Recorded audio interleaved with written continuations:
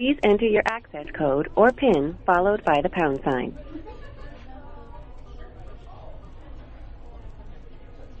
You will now enter the conference. Muted.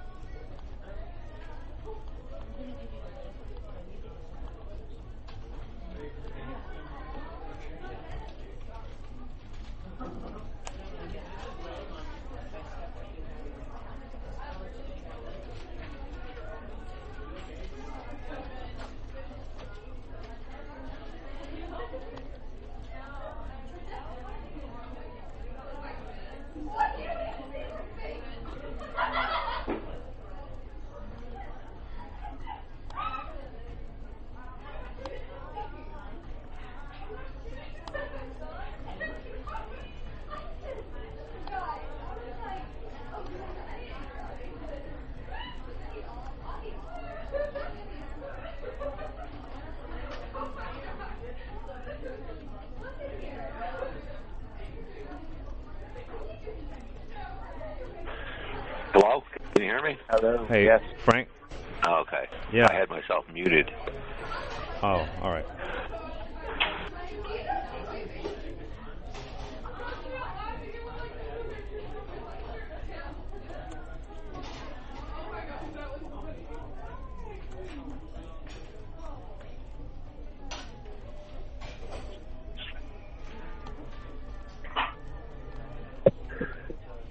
Coming up on, I don't know, 7 or 8 after right now, but it looks like we pretty much have call core people in here right now.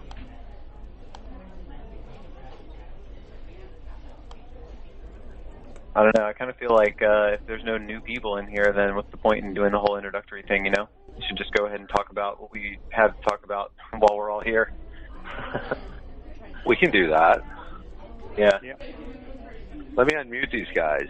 Unmuted. That's just Gabe, and then Jason was in, but then it was like a long period of silence. It bounced out. So. Hey, you can. I got to mute your back, man. Too much.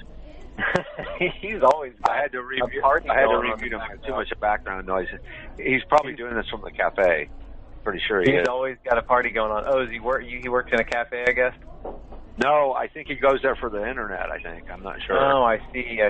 I'm not sure exactly why, but yeah. That makes sense. Hey, do what you got to do. Yeah. When you had said that about the PowerPoint, Levi, about having people these words described here, de jure, de facto, private law, special law, that just came to my mind. I just saw that today, so I went back and got it. That's great. I think I'll probably add elements of it too there. You know, that some of the stuff could be worded a little bit more coherently, I guess. Law is always written in such a, I don't know, in such kind of like it's very deliberate, but confusing at the same time. Hi, Jason. I guess Jason's back. Yeah, you guys cut out for some reason. I don't know what happened. Well, we were muted for a hot second. I think Frank muted, and I was kind of sitting here waiting to see if other people were popping in, and I just wasn't feeling the dead air. Okay. So that's partially my fault. Yeah, I muted because I had background noise, and then I unmuted after it was over. You may want to mute me, because I'm at the table eating, so you may want to mute me. I don't want to disturb the call. I got you. I was saying that I'm here. There's nobody on the call right now that's new. Everybody that's here is like call core people. Mm-hmm. And so we might just kind of like talk a little bit about just whatever. That's fine. Things we have to do. I just muted your line. But yeah, I mean, happy to have you anyway. And you know, you can always press *2 to raise your hand if you want to kind of get a word in edgewise.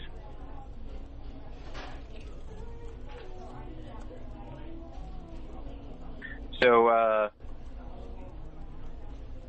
I guess, how's things going with LB? I haven't really talked to him in a little while.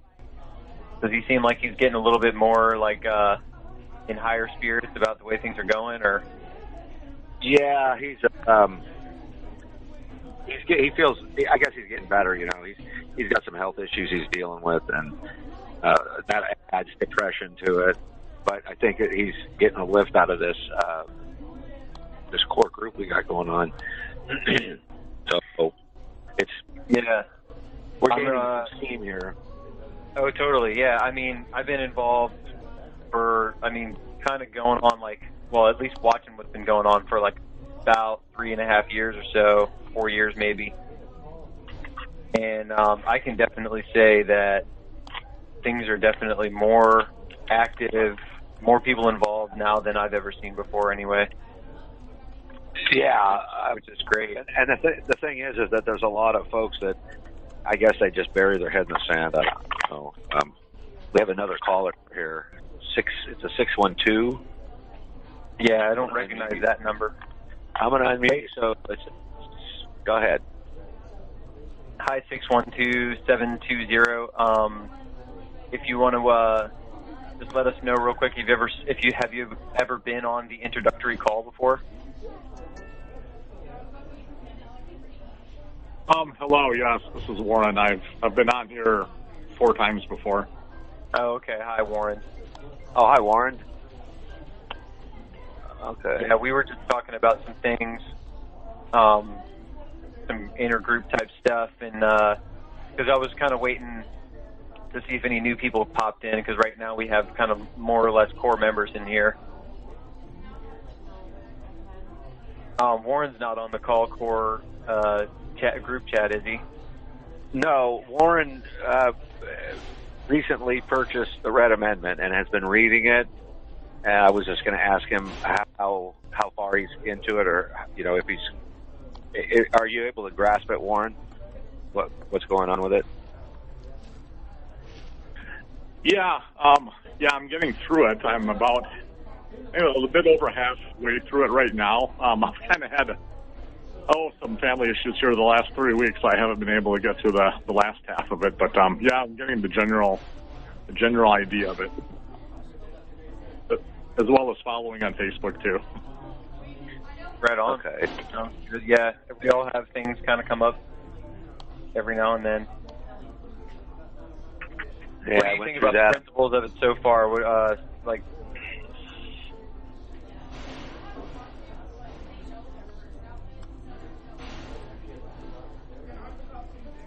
What do you think about it overall so far, Warren? Muted. I'm not sure if I heard you. That's all right. Okay, well. Did you have any questions specifically about anything that you're... Oh, well, he just bounced off. Maybe he got disconnected. Yeah, he might be on a cell phone. Yeah, he might have been in a bad area, I guess. Yeah. I've known Warren on Facebook since 2010. Okay. He's back. There he is again. You got disconnected there, Warren. Yeah, I'm not sure if you can hear us or not. If you're saying anything, we can't hear you. Yeah, I was just having to deal with another situation here. Uh-oh. Life happens. I believe I had a question for you.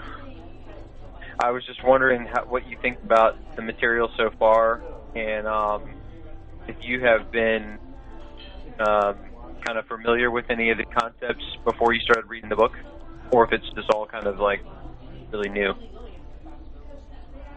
Some of the concepts, yes. I do have to say though, the idea of the emphasis on the states and the state, and all the emphasis on the states generally, and going that direction is new. Some of the other things I've seen with other people and so forth who brought it up. I guess I don't have anything more than that to add right now. It's interesting. I'm just kind of waiting to get through the rest of the book here so I can see how to exactly engage. I guess it's how to engage on a personal level is what I'm sort of still wondering about, and I'm hoping to find out about that more so in the towards the latter half of the book here. Say that last thing you said. How to engage on a personal level? So he just got disconnected again.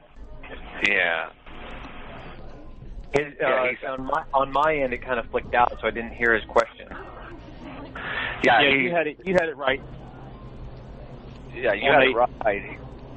Yeah, he's trying to figure out how to. There he is. He's back. Okay. Go ahead, Levi. Can you get a medium cup? You were saying that you were wondering how, I guess, to engage on a personal level. Are you talking about person to person, like within the group, or are you talking about using the information from the book to affect your personal life and like your relationship to the system? Yes. As far as engaging the system and what once you change your status, where that can really go, I guess on a personal level more so than on kind of the bigger level of trying to have a wider group of people get their new status. I guess I'm kind of wondering about what there is on the personal level more so is my like so far as how do we conduct ourselves and like bank accounts and things like that, like just dealing with society. Well, I guess some basic things. Well, that's kind of the big picture of it. Even just more specifically, like if you were to change your status, does that change anything to do with like even getting like a passport and going on trips overseas and stuff like that? I guess I've had that question in the back of my mind. I haven't figured that one out. That's a question that we probably, if we had a frequently asked questions section, then that would be probably like the number 3 question or something. That comes up a lot. Yeah, it is possible to travel abroad, but basically it's not, you don't get a passport, but what you would do instead is kind of like compile what equates to a passport, and then the Secretary of State of your state would kind of like wave his wand over it and give it his like magical seal of approval, and then when you go abroad, then they're supposed to kind of like kind of preempt your arrival there and say, hey, there's a guy coming from our state. He's going to have a different looking passport than you're used to, but he's okay, basically. Is that a travel? That'd be a travel visa? I'm not sure what they would qualify it as, but I have a law that if I could find it, I have it somewhere in my. I have it somewhere in a file somewhere on this computer. It actually might be on my other hard drive. But it basically addresses it addresses American nationals. And I know that actually is people that are like from Puerto Rico, Guam and stuff. But that aren't citizens, but they're like allegiances to, United States essentially. And they are given, this special sort of mode in order to travel that is just like what I said. But when it comes to state people, as far as I've heard, it pretty much works the same way, because when you can make your own identification, you can construct your own passport packet, but you have to swear to it all that it's true, and then you have to kind of pass it through these different official agencies and stuff, like with regard to your state, like I said, your state attorney general or Secretary of State. And then that person is supposed to kind of facilitate your travel. Once you decide to do it, you call and notify them, and you say, hey, I'm planning on traveling, and you know me by now because I've sent you this information before that you've looked at, and da-da-da. You know what I mean? And so you kind of have to go ahead of everything and kind of lay out the groundwork. Just like you have to go first before you travel abroad, you got to go to the post office and file for the passport and pay the fine and get the picture and do all that stuff. It's pretty much a equal process, just not the same process. you compile the same information and you get the picture and all that stuff. Then you have to swear to the information and get it notarized and witnessed and all that stuff. And then you send that information to the state Secretary of State. And probably it wouldn't hurt to do the Attorney General or whatever, and maybe some other agencies too. And they might tell you, hey, you actually need to send this here or there, which often happens, because they want to have things in duplicate, triplicate, quadruplicate all over the place. And after you do that, you pretty much have laid the foundational work. Then when you want to go to Belize or wherever it is you want to go, you say, hey, I want to travel to Belize. Tell them, this is the date of my travel. And they're supposed to go ahead of you and say, hey, this person is going to come across the border and they're going to have a different looking form of ID, but they are kosher, basically. I haven't done this myself, so what I'm saying is based off of what I know about travel and this process and everything anyway, and what I know about laws pertaining to American nationals traveling, meaning people that aren't citizens but live in some place like Guam or Puerto Rico or something. So they make mechanisms for these types of situations for people like that. So I know that there is a mechanism for people like us to do it too. It's not something I've had to do personally yet, so I can't really tell you specifically every little step of the way. But I'm confident that there is a way. If I could piggyback on that, Levi, that's sort of the premise of PAC, to notify these organizations or authorities of your newly formed status, so that they all know and they have a heads up. Your local authorities, your state authorities, and your federal authorities. And again, their job is to tell their underlings your status or what your position is. Now that doesn't always happen, and that's where the things that, and also to the other U.S. citizens that are unaware of this status change, and they might think that, for example, if you're an employee, if you work for somebody, my understanding of it is that there's no law that says you have to have a Social Security number to work for them, nor is there a law that says that they have to withhold income tax. However, they're unaware of this, and so they will attempt to do it anyway. And that's kind of where my understanding is from the state nationals that I've talked to. That's more of where they run into issues such as that.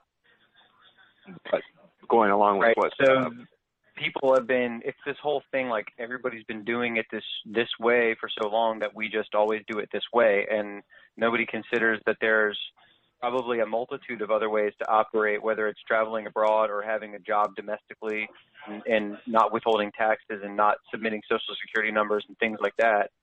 I mean, all of this stuff is completely lawful, but it's just that a lot of people don't know about it. And then when it comes down to the time when, an individual wants to get a job and they're totally qualified and say the boss really likes them, they're doing great in their job interview, and then the boss says, okay, just fill out this paperwork and you'll be on your way, and I'll see you tomorrow or something, and you say, well, I don't have a Social Security number, then the boss is probably going to say, oh, crap, in his mind, how do I deal with this guy? That's when it's important for you to have done that information, so you can kind of respectfully say, hey, I know that this is probably weird, but here's this and this. That explains my position. You know what I mean? And everything's totally fine. It says here, you could even,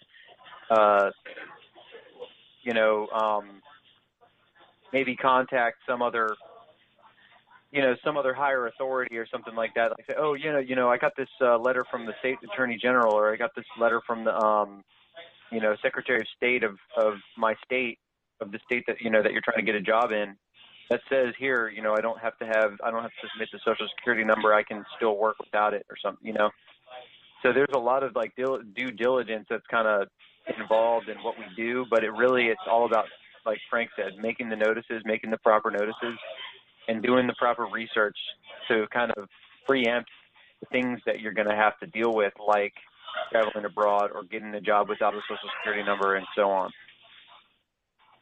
As an analogy, I'll give you an analogy. I was in the real estate mortgage business for a few years, and whenever you had a borrower or buyer or purchaser or whatever, you have to put this package together of this person's credentials, and you have to, as the loan officer, you have to examine them, read everything twice, 3 times, and come up with a strategy that when you present that to the underwriter, you're going to have as minimum amount of conditions as possible. I see guys put together a loan package and get no conditions because they did their groundwork. And then I'd see other guys that would go in and they'd get 10 or 15 conditions, and some of them were, huge grasps to get those accomplished, to fulfill those conditions. And so that's kind of an analogy of, as a state national, you have to have that knowledge, which is what PAC provides. And then also PAC provides the unity of other people that are doing the same thing and going through the same due diligence that can share their experience. We had a state national on the talk show on the broadcast last Wednesday. And we also had one of our state nationals here on the PAC Call some time ago. It was a month or two ago. I'm not sure if you were here on that one, Warren. But Earl was here. He shared some stuff with us. But about getting a bank account and stuff. Right. It was about getting. Yeah. Right. No, he got a bunch of money back from the IRS too, because his employer he gave paperwork, and they their attorney said, no, you still got to take it out. Well, they did, and they took the money and they sent it to the IRS. Well, I guess got together with LB and they wrote a 3-cent letter to the IRS, and he got his money back. Yeah, he got the money and that's what he was saying, was that you're going to have to deal with some of these issues with certain individuals that believe it to be one way. They've been brainwashed into believing that this is how it is, and there's no other way out. When in fact these are all lawful remedies. It's just that they haven't been applied in 150 years. All right. So that's what we're doing.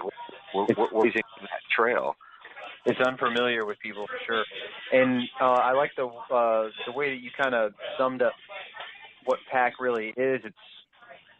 It's a group of people. We study together. We build these mechanisms together, and we find these ways together, and we collaborate on things like that. But then the core, really what LD performs, in the group is the actual expatriation process and all the paperwork that goes along with that. The rest of the people in the group, we're all here together, putting our heads together. How do we figure out this issue, this issue, this issue, this issue, right? And give it some time, and we're going to have most, if not all, that stuff figured out, and it'll be like, boom, here, this is how you do it. Boom, here, this is how you do it. Every question. Right now it's kind of like still very new, and there's a lot of things, that that aren't like cemented down, exactly how this all works. We just know that it will. You know what I mean?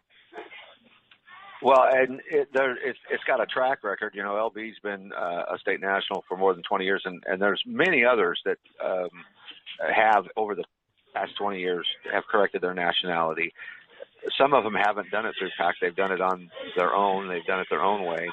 Of course, obviously, they're not with PAC. And then a lot of them that were with PAC have, faded into the woodwork, so to speak, went their own ways, or things happen in life, divorces, deaths. Right. And some people got back into the system just because they kind of lost their enthusiasm for it all. even some of them, LB was telling me about a fellow that corrected his nationality from Florida, and he met this gal, and she wanted to marry him, but she wouldn't marry him as a national. She wanted him to go back to U.S. citizenship, which he did, which to me would be, foolish, but he must have really loved her, I guess. Love can be blind in certain aspects, so I've seen it build up and I've seen it tear down, so I guess it just depends on, what your goals are in life. I know that when I found out about TRA, I was with another political party that I know that Warren's familiar with him, and so is Jason. And the fellow that was telling me about it was the guy that got that political party legitimized here in Texas. I guess they wanted to do it in all 50 states. He happened to be the one that did it here in Texas, and he told me when I started telling him about it, I didn't know him. I had never met him, and I was telling him about this political party. He said, yeah, I'm with them. I was with them. It's not going to work. It'll never work. And he explained to me about the 14th Amendment, and it completely blew my mind because I was totally convinced that this other way was the way to go. I mean, they've got volumes of literature that you can read, and it's quite convincing, a lot of it. However, in the big scheme of things, trying to fix something like that from the inside out, it's not a broken system. The system isn't broken. It's working exactly as planned. That's what people don't understand. They've got to be deprogrammed so that they can see the evil that's been cast upon them, and by their own silence, they're letting it happen. Right. Consent is the name of the game, and when you go along with something without saying something about it, then you basically consent. So Jason's got his hand up. Let's hear what he has to say. Hello? Yeah, Levi, Frank, you guys can hear me? Mm-hmm. Yeah. Yeah, I just wanted to add more to what Frank just said, and I come from the same neo-tech crowd that Frank also comes from, and when he told me that he found something, I told myself, you know what, this book sounds like it's too important to pass up on. And a little while later, I finally got one because I didn't have the money at the time to get it, but I'm so glad I did because it's just totally changed my perspective and just has opened my eyes even more to what's going on around us. And unfortunately for the other neo-thinkers, they're lost. I mean, they're trying to operate within this 14th Amendment system, and it's never going to work. Frank is right. And same with that guy who was talking to told Frank. He's right. Right? Isn't that right, Frank? Oh, yeah. And the avenue in which I came in,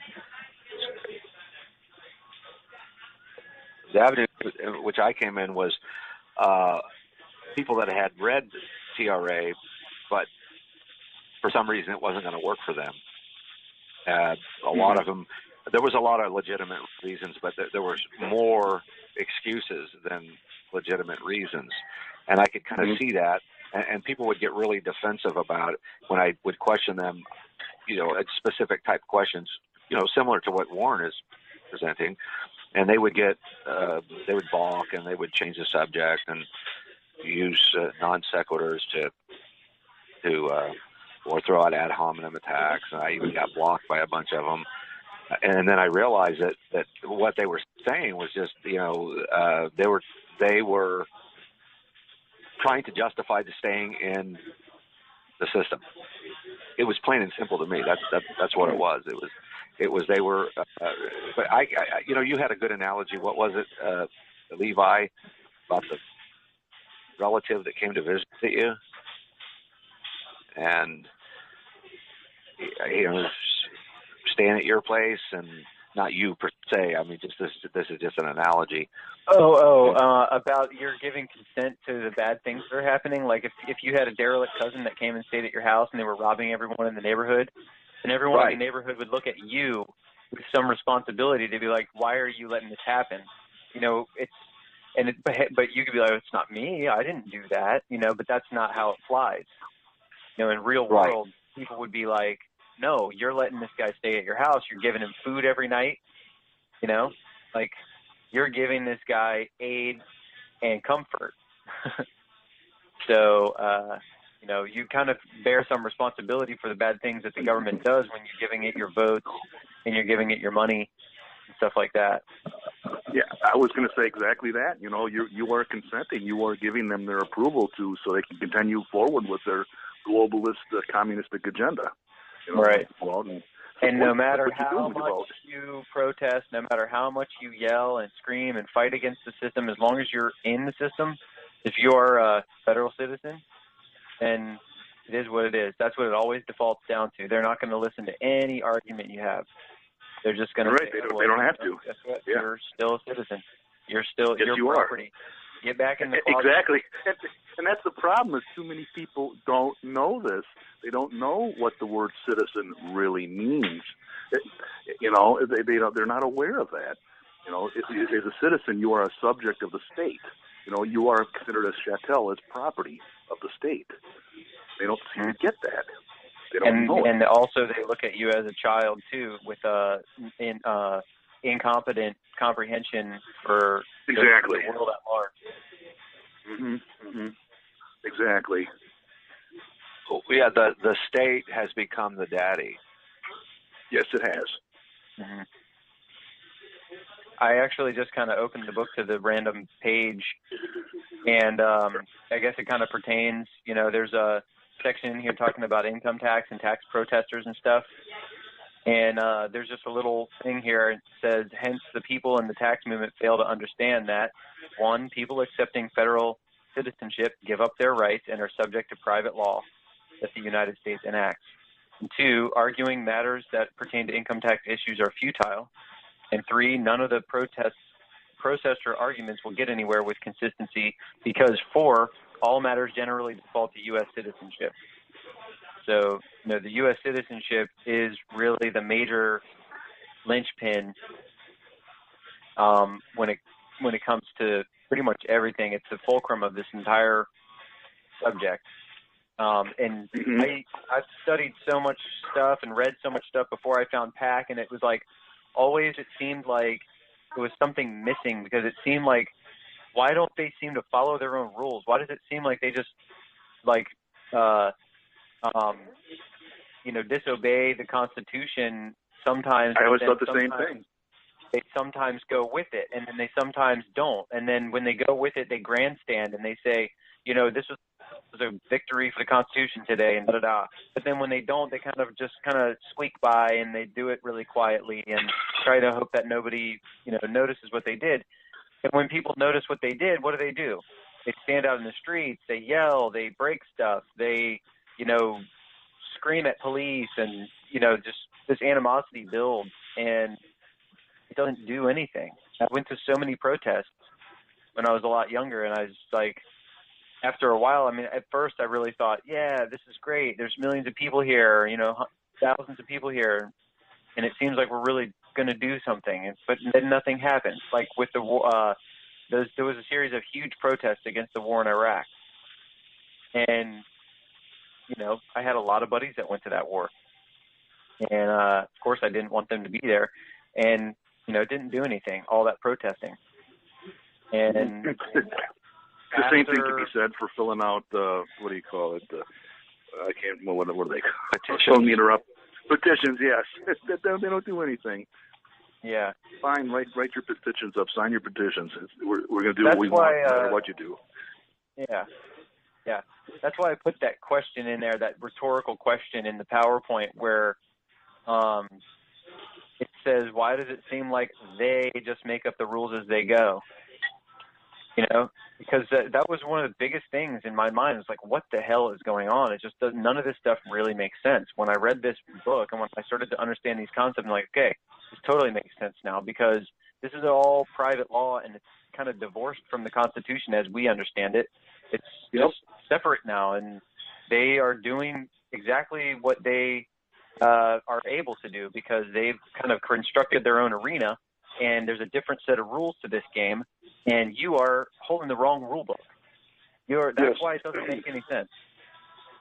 Mm-hmm. They are doing what they've wanted to do all along. I mean, like as Frank, I was talking to Frank earlier, as he said, you know, this has been, I mean, sure, it happened in 1868, but this has been planned much, much much earlier than that, hasn't it, Frank?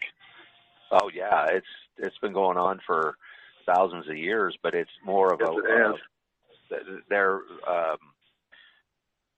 they accomplished it here in the United States. You know, a lot of folks say, well, Russia, China, this, and Red China, that, and all that stuff. But the reality is, the United States is a boilerplate for Marxism, for worldwide Marxism.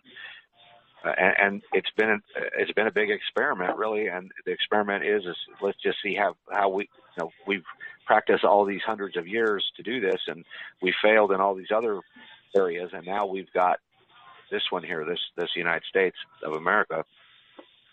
Right. Kind of ties into that maximum law that he who enjoys the benefit also must bear the disadvantages. Yes. Yeah, and if you look back through history, you can see like there's this authoritarian sort of like spirit, you know, in the planet that wants to try and control and dominate things, and it's been very successful in the past in different forms and far in the past and everything, but it's always been this kind of back and forth thing where, you know, movements or ideas and stuff like Renaissance kind of comes through and like breaks through that authoritarian control structure. And each time it's kind of gotten its grip back on things and tried to suppress things again. And I think that each time it has evolved its methodology a little bit to where maybe it's like a little bit less pervasive this time, maybe a little bit less overt, maybe a little bit less violent or something, you know, but it still has the same goal. Yes, it does. It's exactly. They just kind of, like I said, it just changes its form every now and then. They adapt what's going on according to the times. Right. But that's kind of the, you know, it's the duality. There's like a duality, you know. There's that authoritarian controlling spirit that's always been here for thousands of years that we know of, and then there's the free will and human spirit and just like you know, the beauty of human creativity and the will to be free.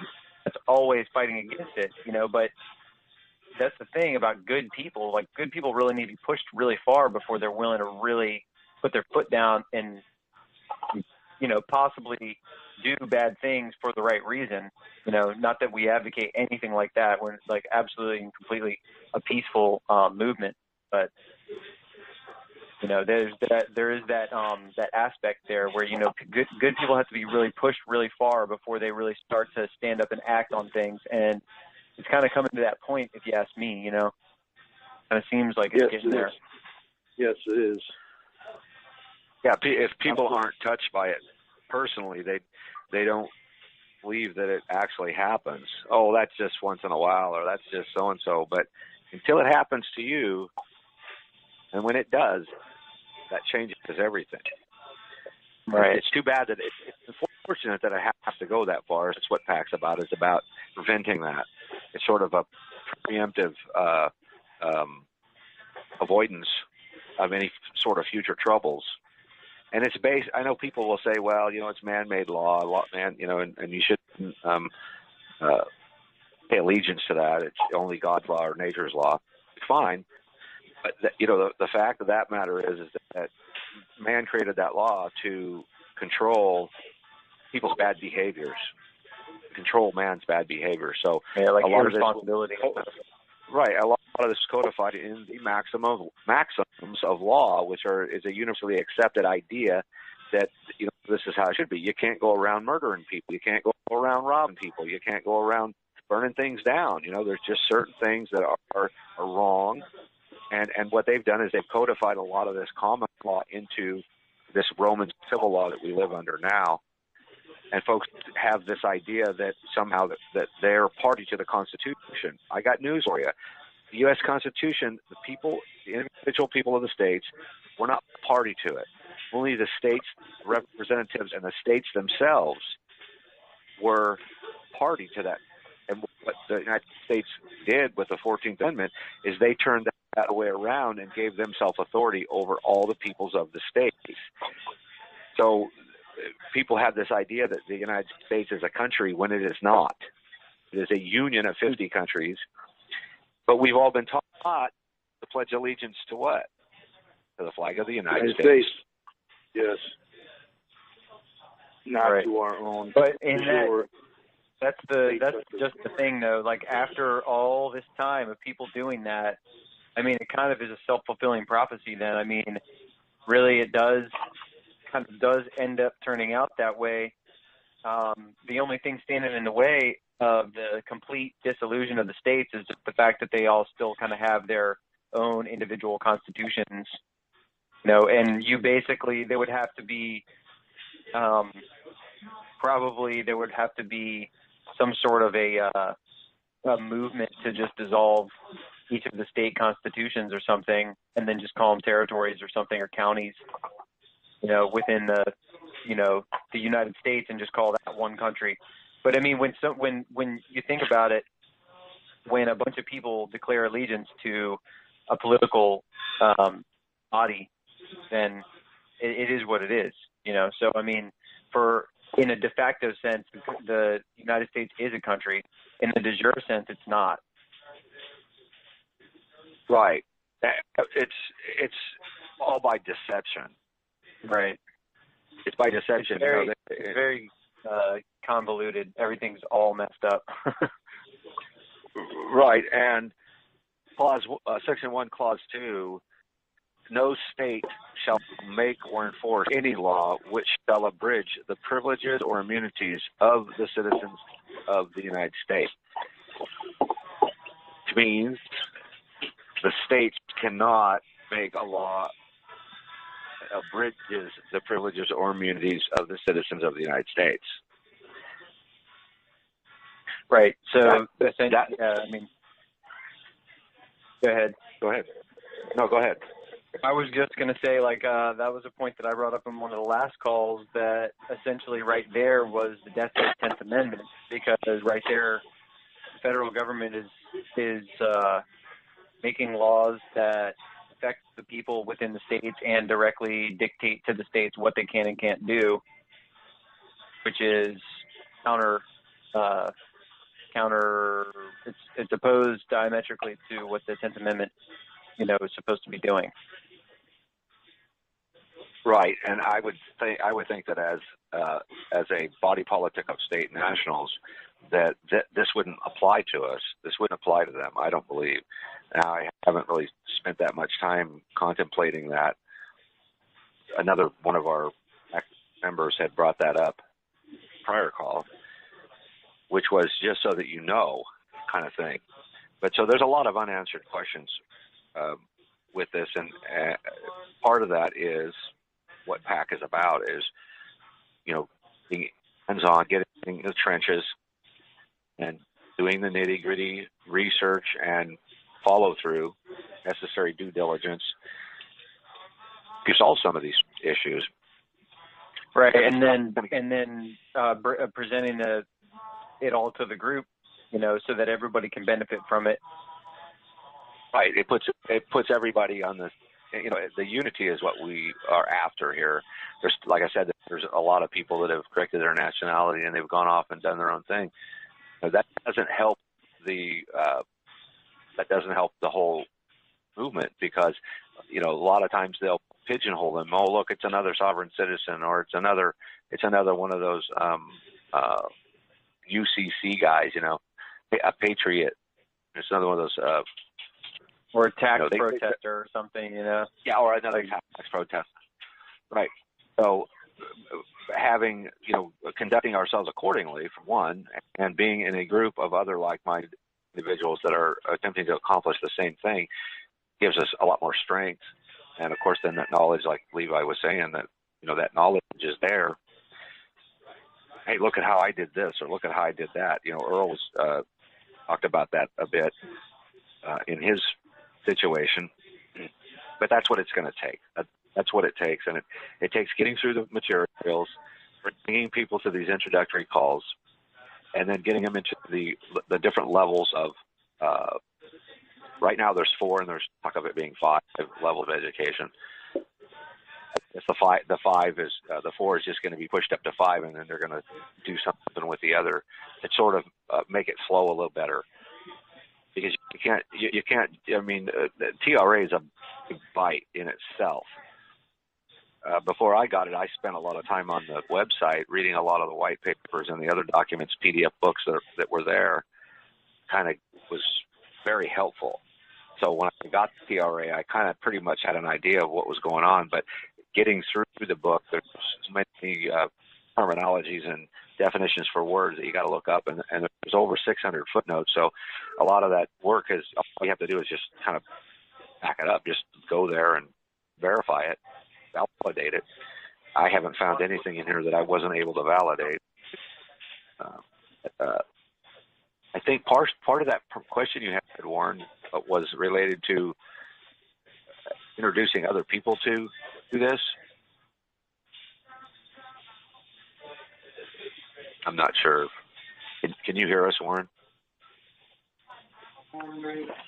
Yeah, I'm here. I've been listening here. I'm also kind of dealing with another situation of monitoring. Someone here who needs monitoring as well, but I've been generally listening here, yes. Okay. So was that sort of a question that you had was to a presentation to other people, to them to read the book too? Or to introduce them to PAC? How could I? Let me think about this for a second. Along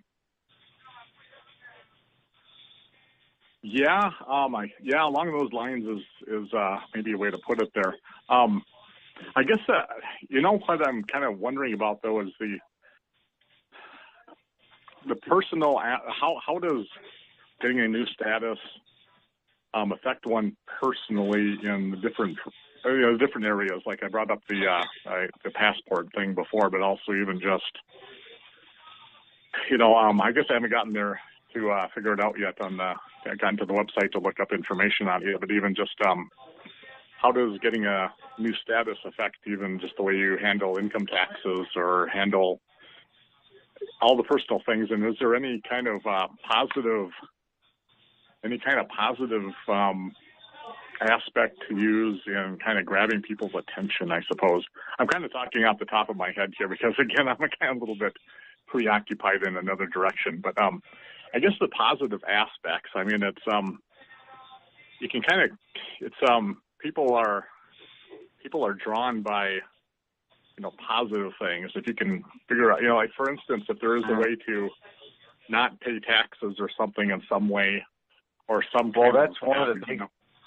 Yeah, that right there that would probably be frequently asked question number one. How does it affect taxation? And the answer is, as far as federal taxation goes, you don't pay that tax because you're no longer in their jurisdiction. And it's because through the principles in the law of nations, which predates the Union and any of the states in it, that all of the states in the Union are countries, and so therefore they are foreign to the United States in a legal sense. And so by accepting a nationality or pledging your allegiance, declaring your allegiance to a state, according to Title 8 U.S. Code, that is one of the mechanisms by which somebody can lose their citizenship. And so it's, in a legal sense, it's just the same as if you had declared your primary allegiance to France or Germany or someplace like that. So then now you're saying, I no longer want to accept any benefit, and so therefore I should not have to legitimately bear any burden. And so you're not going to have to pay Obamacare, you're not going to have to pay income tax, but on the other side of the coin, you're not going to be able to collect Social Security, you're not going to be able to use Medicare, Medicaid programs, other programs that are offered by the federal government. So there's that. And as far as like what's good about doing status correction, that's another very frequently asked question, and it's an understandable question. But the good things are, like I said, the tax issue, the fact that you actually will have de jure rights. You don't have privileges and immunities anymore. You have actual rights. And that actually you give your state the ability, because you have legal standing now, you have lawful standing, for them to protect you to the fullest extent of their ability by this state constitution or against federal overreach to you as an individual. So you'll enjoy kind of a different standing in law, one that's that's backed up by actual rights and stuff. Now, some people would actually go into kind of like a moral diatribe now that it's the right thing to do or whatever, and that's kind of one of the reasons why I decided to actually go for it. And I was like, benefits be damned. I don't really care what's so great about about getting rid of my federal citizenship. I'm doing this because I disagree morally with the federal government. So there's probably a whole lot more benefits. Maybe Frank could throw in a couple benefits that exist there, but those are just I guess three that kind of come to my mind. The penalties from being a citizen as far as income tax and Obamacare and other federally mandated fines and stuff, and the ability to have really solid legal lawful standing to be protected by your state constitution to the fullest extent of their abilities. And then, the last one, like I said, just being kind of like on the right side of history, I guess. Frank, do you have anything that you can add to that? Yes, what you're doing is you're removing yourself from this bifurcated system that is designed to generate confusion. As you know, there's so many laws on the books that it's legislation, and it's man's legislation. It's what it is it's de facto. De facto, the definition here, it's pretty good definition. It's not the exact one out of the book, out of the dictionary, but is one that de facto government is one that maintains itself by a display of force against the will of the rightful legal government, and it's successful, at least temporary, in overturning the institutions of the rightful legal lawful government by setting up its own in lieu thereof. And so what they've done is it's foreign. The U.S. federal government is foreign to the states. It's foreign to the general populace of the United States, of the states. And what they've done is they've given up their state nationality, their actual by birthright. I think that's called just solely birthright, in lieu of the privileges and benefits that the government offers. So, in a sense, what the U.S. federal government does is it abdicates accountability. Common law is you mess something up or you damage somebody's property, well, you pay for it. Nowadays, we have insurance companies for that. So that's an abdication of accountability. And so there's some of these benefits are going to be strange for people because they're not used to that. They're used to the comfort cozy of, hey, I need something. I'm just going to, go down here and do that. But they overlook what that cost them and the hoops that they had to jump through to get there because they were raised that way. They were programmed to be that way. So it's hard to break that cycle and to bring something like this to light. Yes, the benefits are that you don't have to pay income tax. Yes, the benefits are you don't have to register your car. As far as insurance goes, I don't think, as far as I'm concerned, definitely, the law probably says that you don't have to because there's no law for regular state nationals. However, with that becoming a state national becomes the accountability. So, you need a bond or at least, enough money to cover it in case there wasn't an accident. But you can still get insurance. Yes, you can. According to one of our state nationals, he's got insurance. how he did it, I don't exactly know the traveler's insurance as far as the way that he drives around. But I mean, if you want to get homeowner's insurance or you want to get life insurance or something, I mean, these companies are capitalists. They're going to take your money. Somebody from France can get a policy in the United States if they want to. Right.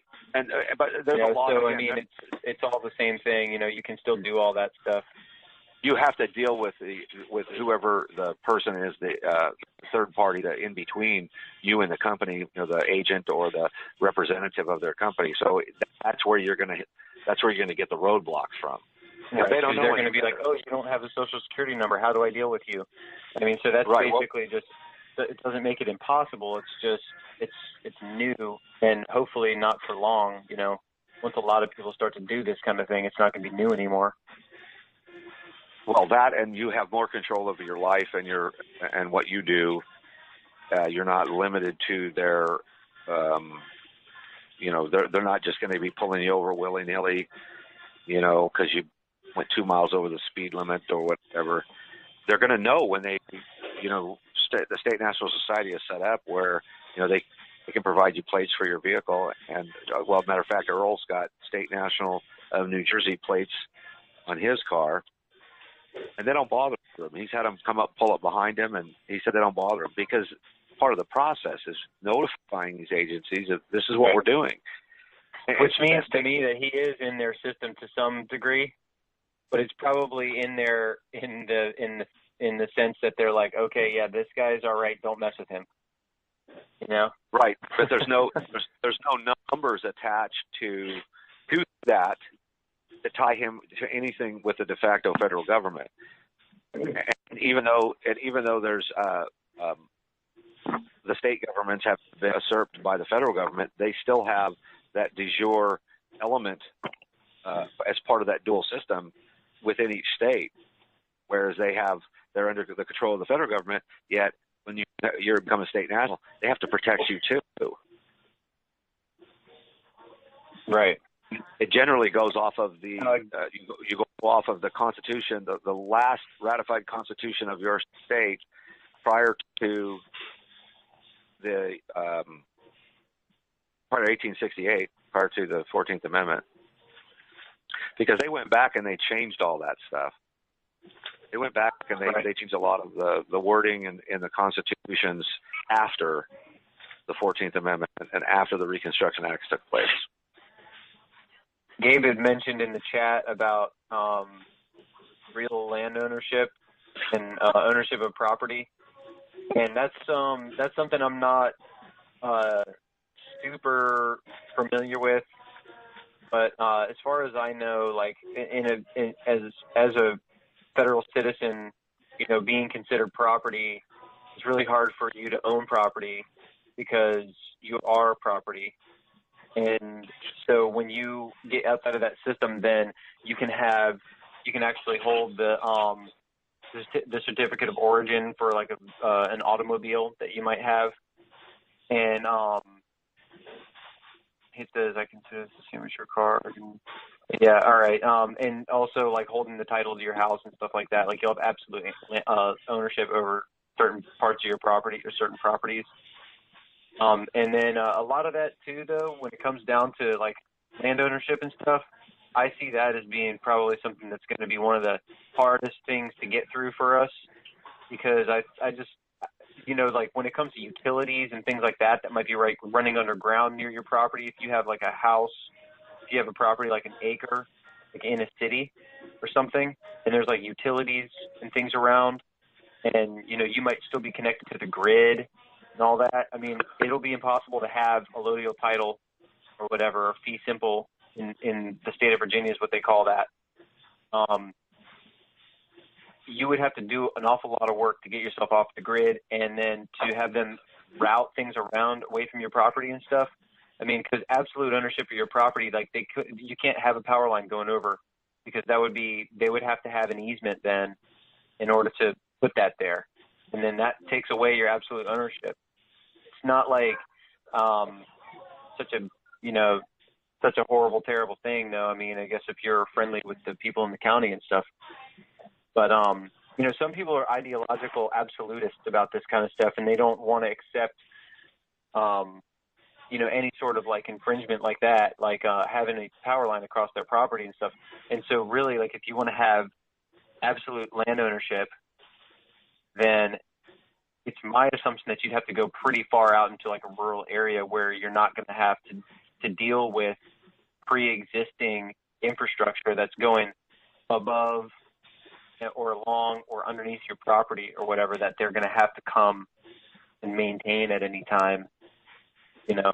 So, I mean, right there, that's what, I mean, absolute land ownership is going to be hard, I think, for us to get over, but I don't think impossible, but I mean, that's a tough one. That might be kind of a concession point where we're going to have to be like, all right, well, you know, we accept that we're not going to have absolute and total land ownership over our property, you know, in certain respects or something, just because of the way that things are now. I mean, it's populated. There's power lines, there's infrastructure, there's water lines, things like that are going through our property that help other people too. And so, you know, I think that you might kind of make yourself a mark if you start making that sort of taking a hard line stance on that sort of issue. You might make yourself a mark to the people in the county and actually start to become hated in your community, and you don't want to do that. You know? Right. Anything to say on that? Well, I was going to say that's one of the important parts about the unity of PAC and people working together, because perhaps you might not be able to do that in your area, but there might be others that do, and that could open the door for others just to do the same thing, to duplicate whatever they did, and get there. Because if you're a state national and you're not part of the de jure or the de facto system, and since it was all predicated on fraud, there's a case to be had for getting the allodial or fee simple title to your real estate, to your property, because you're the owner, and as the owner, you're a state national, you're out of their jurisdiction. So it might be complicated, and there might be some paperwork, but we've got to blaze that trail. We've got to make that happen. It might be a better strategy to start with some of the easier projects, such as undeveloped property. And it would eliminate that issue of the utility easements and whatnot, and then going from that point, and gaining some ground, gaining a little ground there, and sort of in a progressive manner, just the same way they did it.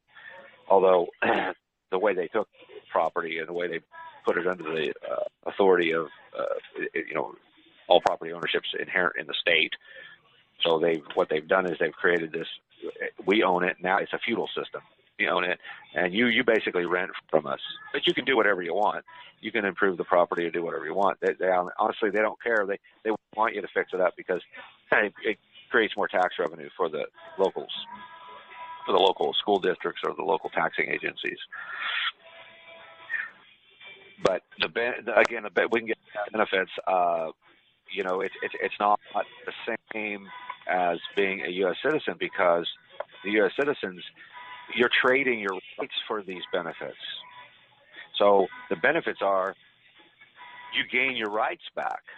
You gain your natural rights, claim those, and then that's the benefit. Plus, you're doing the right thing on the moral standpoint, like what Levi was saying, because it's the right thing to do. I mean, you don't want to you want to punish a bad child or a child that's acting badly, like Levi was saying, his derelict cousin, the derelict cousin syndrome. You don't want to condone that, and by just being silent about it, you're condoning it. Right. But also, I'm not trying to make anyone feel bad if that doesn't really strike a nerve with them, the whole moral aspect of it, and they want to know what the other benefits are. I mean, I can respect that. It's everybody feels differently about different things, So, but yeah, I mean, I feel like overall, I see in this group of people that I think that the moral reasons kind of stand out above everything else. You think that's probably true, Frank? Or yes, I see a lot of that going on because usually the people that are just doing it purely for the tax reasons are looking for a quick fix, and this is not a quick fix. This is something that takes hours and hours of study and commitment, and you got to be true to yourself, of course. So, people, like I said, people that are looking for that, they're conditioned for this quick fix. Hey, I can just go out and eat, or hey, I can just go to the store and buy something. You know, there's places around this globe that you can't just do that. Those things are just not available. So these are the benefits of being in this country. But the drawback is that you're giving up all of your natural rights for that. So on a moral standpoint, I would think that you're going to have a better foundation than it would be for the particular so-called benefits that you're going to get. I think that the people that want to do the process, I haven't actually really encountered many of those people, but I know that LB has told me about a few people that he's helped through the process, and then once they're done with their process, gone, never hear from them again. You know, they got what they wanted out of it. You know what I mean? And they're not trying to be part of anything bigger than themselves. They're not trying to really help, their fellow man to, to figure out some of the issues that they struggled with and stuff, and to form a solid strategy and a curriculum to help bring more people in, and just watch the whole thing grow, what we're doing now. I think they just, they get what they want and they're gone. But on the other hand, I feel like those that are in it for moral reasons and stuff, at least as part of their reasoning, because obviously, I really like not having to pay federal income tax. That's great, but that's not the reason I did it. It just kind of is a perk of the whole thing to me. But I feel like those that come into it with the, with the moral idea are those that would be more likely to stick around and really want to help. Well, and two, the income tax thing is only one tax. There are so many taxes that are built into everything. Oh yeah, there's so many taxes. Even as a 14th Amendment citizen, you can avoid a lot of those by doing, buying used, buying directly from a private party, barter. There's things that you can do, but there's things as a state national that, you can do those too, but you're still going to be going to the store and buy groceries. You're still going to, certain things you're going to have new. So you're going to be forced to pay the taxes on that. One of the things that Bobby Lohman he's a state national, that he had discussed on the video broadcast was, if you had a car that you traded into that dealer, like you go to the dealership to buy a car, and let's just say you spend $10,000, you pay sales tax on that $10,000. And they take the type, they take the actual manufacturer's certificate of origin, and they take care of the paperwork for you, and they send it to the state. The state shreds that MCO or in a file somewhere and puts a co-ownership title for you. It's got your name on it. It says it's yours. But it gives them the right to do anything they want if you don't live up to your end of this social contract or this tacit consent that you've agreed to under the system. But if you have, say, for example, you're a state national and a car and you want to take it to a dealer and trade it in, your car is worth $8,000 and you traded it in, you don't have to pay tax on that $8,000. You only got to pay tax on the $2,000. The difference between the two, the spread. So that's an advantage. That's one advantage. But a lot of it too, like what he was saying, it's a spiritual battle that we fight, and whether you're religious or not, I don't subscribe to many religions, more on the spiritual level. I do believe that there's spiritual wisdom in the Bible, and it talks about in Ephesians 6:11, I believe, we fight not against flesh and blood, but against principalities and powers and spiritual wickedness in dark places.